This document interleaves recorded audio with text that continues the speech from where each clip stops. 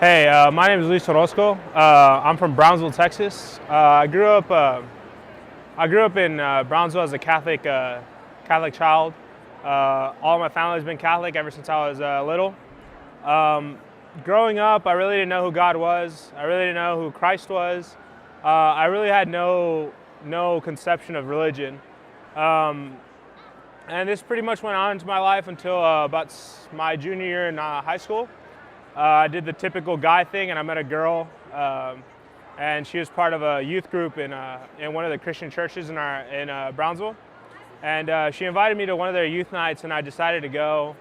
And it's there where I learned who Christ was and who God was, but I didn't know who He was. I didn't have a relationship. I didn't know what He was about, what He did. I just learned what He did, and.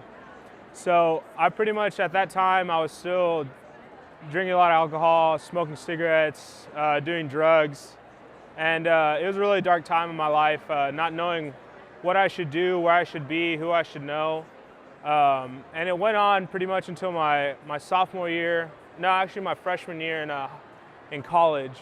My first semester I did the whole typical college student, and I drank a lot. I smoked a lot of cigarettes, still did a lot of drugs, and I felt like there was something missing all the time. I felt like there was something missing in my life, something that needed to be there, but I just couldn't find it.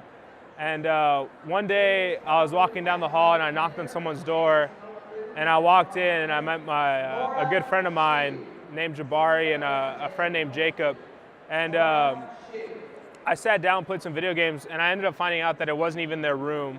It was our friend Craig's room, and he had been living there, and he wasn't there at the moment. And he came in, and we talked, and he invited me to Chi Alpha. And he invited me every day, every time, every week. I always said no. I always said no to small groups. I always said no to the meetings. And I finally made the decision to go to one of the small group with him, and after I saw what the group had, what the group was doing, I felt where that God was there, that Christ was there, and I finally saw through the love of the friendship and the love that they showed me, even though not even knowing me. That Christ was there. Christ was in my life. Christ has always been in my life. I was blind to it. I had some near-death experiences and I didn't die, so obviously there was something helping me out, but I was just making stupid decisions. And I hung out with him for the rest of the year. And then sophomore year I came back hungry for the Lord, and I joined a small group. I went to every meeting. I never missed a small group. I read the entire New Testament before the semester ended, and then the second semester they asked me to go through small group leader training, and I was super excited because it was something I had never done before, and it was an experience that I'd get to have, and I went through the class and I passed, and I met a lot of new people, a lot of people that were awesome, that were hungry for the Lord, something that I was yearning for. And this year, I'm a small group leader. It's amazing. I have two guys, one's named Will and one's named Daniel.